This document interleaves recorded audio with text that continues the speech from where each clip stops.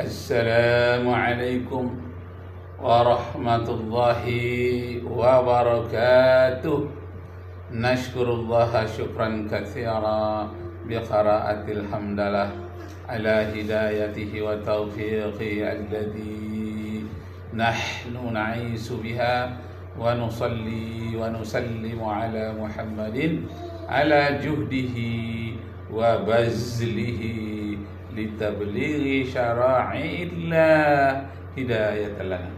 Amma ba'du, askurukum syukran jazila ala masa'idatikum bil huduri fi hadzal fasli. Sawfa yasiru alaikum khutbati wa ziddini ala lughatil Indonesia khususan.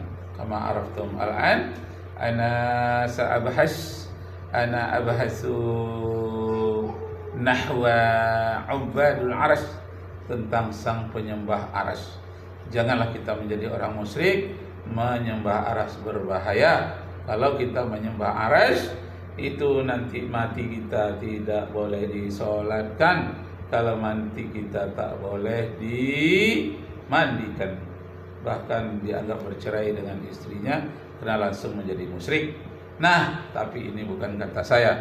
Ini adalah satu buku bacaan seorang kiai dari banyak pesantren, beberapa kiai pesantren yang membaca kitab-kitab Imam Hanafi.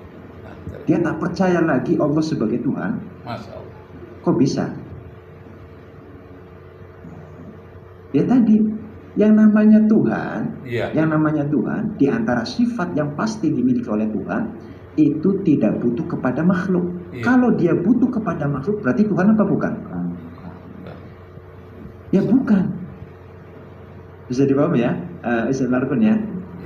Sama saja dia menafikan ketuhanan bagi Allah Ta'ala. Lantas selama ini dia mengatakan raditu billahi robba. Itu tujuannya apa coba? Raditu billahi robba. Dia mengatakan itu tujuannya apa?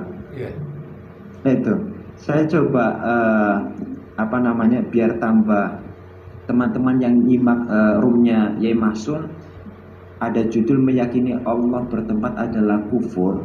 Ini bukan hanya untuk meramaikan pemal saja ya, bukan ya? Bukan untuk rame-rame. Benar-benar untuk menjaga kemurnian atau bentuk peduli kita seorang santri kepada masyarakat dalam penjagaan akidah. Kepedulian para ustaz. Berjudul Ithaful Kainat. Di bayani mazhabis salafi wal khalaf. Ada keterangan gini teman-teman. Fakullu man i'taqada annahu ta'ala halla fi makanin awit tasala bihi aw bi syai'in minal hawadithi kal arsy awil kursiyyi awis samai awil ardi aw ghairi dzalika fahuwa kafirun qat'an. Wa huwa kafirun qat'an. Apa maknanya?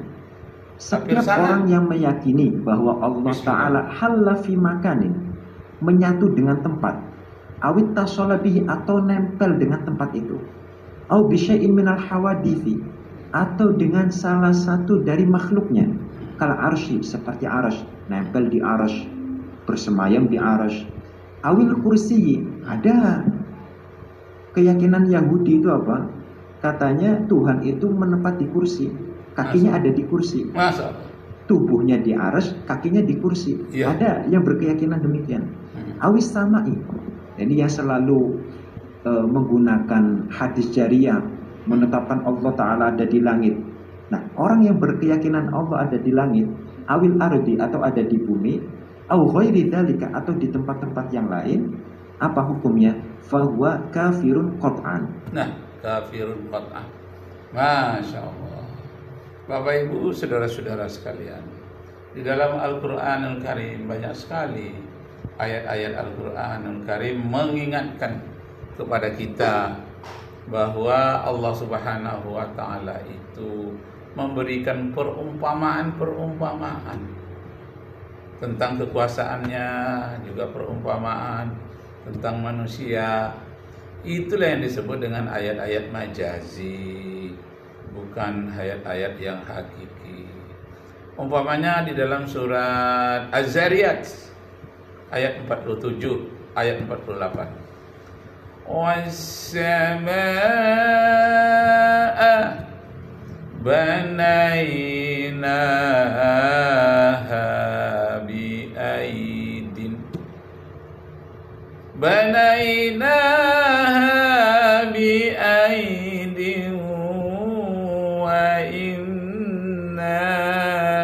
lamusi'un.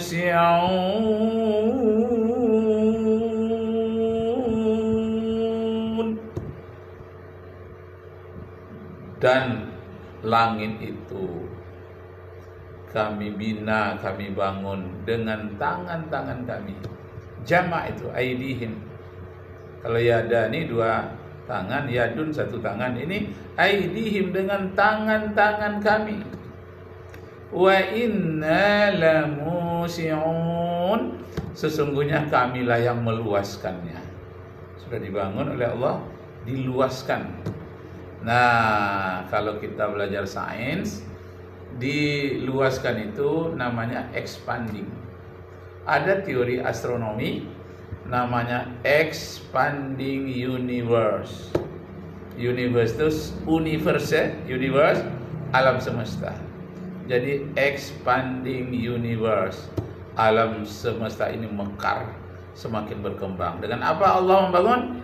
Bi aidihim was-samaa'a banainaha bi aidin wa inna lamusi'un.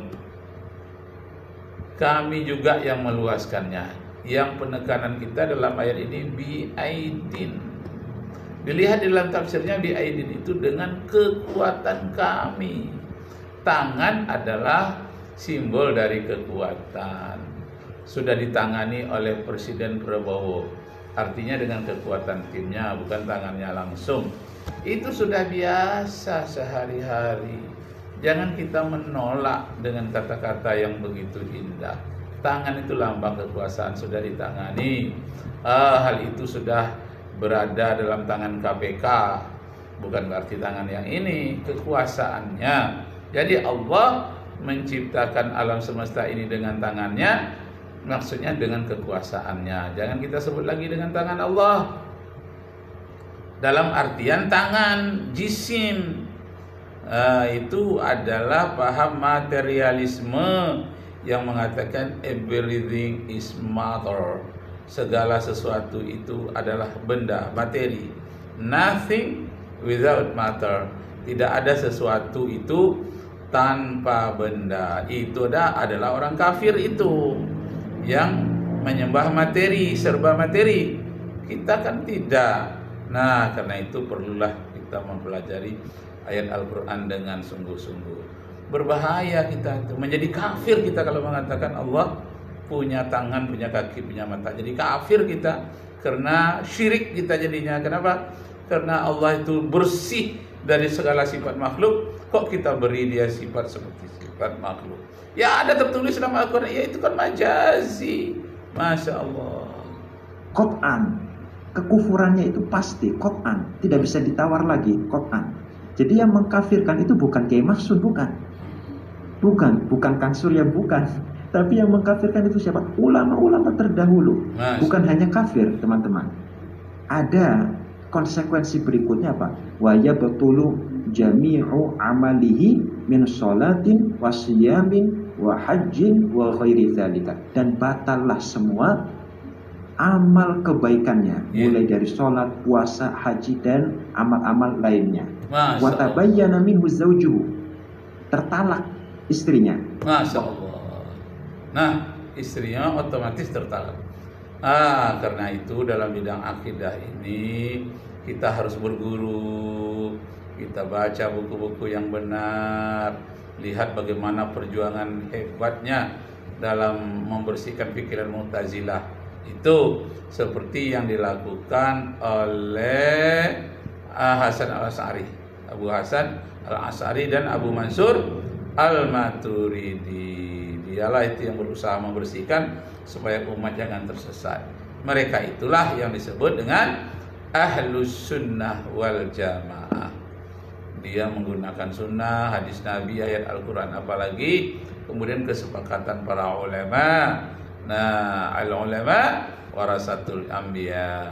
Innallaha la yaqbidul ilma intiza'an yantazi'ul ibadu walakin yaqbidul ilma biqabdil ulama. Akan datang nanti suatu masa Allah akan mencabut ilmu agama ini dari cita rasa tubuh manusia. Akan dicabut cita rasa keagamaan itu. Nah, bagaimana mencabutnya cita rasa keagamaan pada diri manusia itu?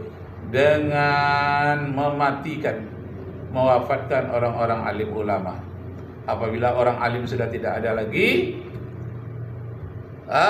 orang-orang yang tidak alim, orang-orang yang bodoh dalam bidang keagamaan, bodoh dalam akidahnya, mudah disogok walaupun kelihatannya alim, pangkatnya tinggi, profesor, doktor, tapi dia bisa tergoda dengan duniawi. Nah, mereka dianggap sudah mati itu. Nah, innallaha la yaqbidul ilma intiza'an yantazi'uhu al-ibadu walakin yaqbidul ilma biqabdil ulama, dengan mematikan orang alim ulama. Apabila alim ulama sudah tidak ada lagi, dia sudah mati, ittakhazan nasu ru'usan juhalan. Di saat itulah banyaknya orang-orang jahil yang berkeliaran, yang menafsirkan Al-Quran menurut otaknya sendiri. Padahal hadis mengatakan man fasara al-Quran bi ra'yihi falyatabawwa maq'adahu minan nar. Sekian, terima kasih. Semoga Allah Subhanahu wa taala meridai kita. Sampai ketemu lagi pada episode yang berikutnya. Kalau ada sumur di ladang, bolehlah kita menumpang mandi. Kalau video ini kurang panjang, minggu depan kita sambung lagi. Wabillahi taufiq wal hidayah. Arju minkum afwan in wajadtum fiha khata'at. Rabbi zidni ilman warzuqni fahman. Wassalamualaikum warahmatullahi wabarakatuh.